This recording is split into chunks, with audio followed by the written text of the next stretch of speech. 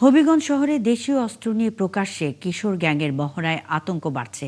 বিভিন্ন এলাকায় সংঘবদ্ধ কিশোরদের এমন তৎপরতায় বাড়ছে নিরাপত্তাহীনতার শঙ্কা। বাসিন্দাদের দাবি, চুরি ডাকাতি সহ বিভিন্ন অপরাধ বেড়েই চলেছে।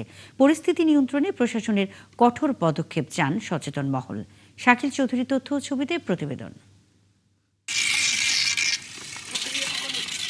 শহরের রাজনগর, কালীবাড়ি রোড, মুসলিম কোয়ার্টার সহ বিভিন্ন এলাকায় 15 থেকে 20 জনের কিশোর দল প্রকাশ্যে দেশীয় অস্ত্র নিয়ে মহড়া দিচ্ছে। সামাজিক যোগাযোগ মাধ্যমে ছড়িয়ে পড়েছে সেসব ভিডিও।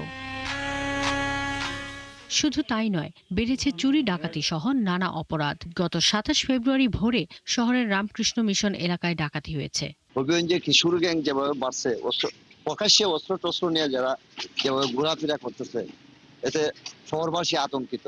এগুলোর কারণে আমাদের ব্যবসায়ী প্লাস এখানে যে পাড়া প্রতিবেশী আছে না, ডরাইয়া দোকানে বন্ধ আসতেছে না। মহিলারা সন্ধ্যা করে ঘর থেকে বের হয় না। আমরা আইনশৃঙ্খলার কাছে আবেদন করতেছি বা দাবি জানাই যাতে এগুলোর তড়িৎ ব্যবস্থা নেওয়া হয়। শুধু সমাজের বা রাষ্ট্রের দায়িত্ব নয়, আমাদের অভিভাবক হিসেবে আমাদেরও দায়িত্ব আছে। আমার ছেলেটা সন্ধ্যার পরে কোথায় যায়, বিকেল বেলা কোথায় যায়, স্কুল থেকে আসার পরে কি করে।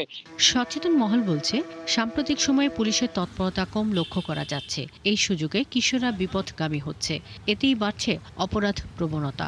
এইভাবে যদি প্রকাশ্যে এই কিশোর গ্যাং হবিগঞ্জ শহরে এই আতঙ্ক ছড়াইয়া দেয় অথবা এরা কোনো পলিসি বাস্তবায়ন করতে চায়, এদেরকে দমন করা ছাড়া কোনো বিকল্প আছে আমি মনে করি না। নাগরিকদের নিরাপত্তা দেওয়ার জন্য এই ব্যাপারে প্রশাসনের কোনো কর্মকাণ্ড আমার চোখে পড়েনি।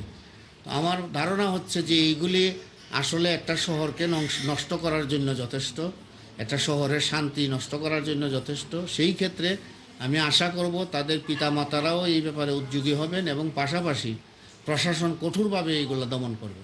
যদিও পুলিশ বলছে, অপরাধ নিয়ন্ত্রণ, কিশোর গ্যাং নির্মূল ও চুরি ডাকাতি রোধে এরই মধ্যে বিশেষ অভিযান শুরু হয়েছে।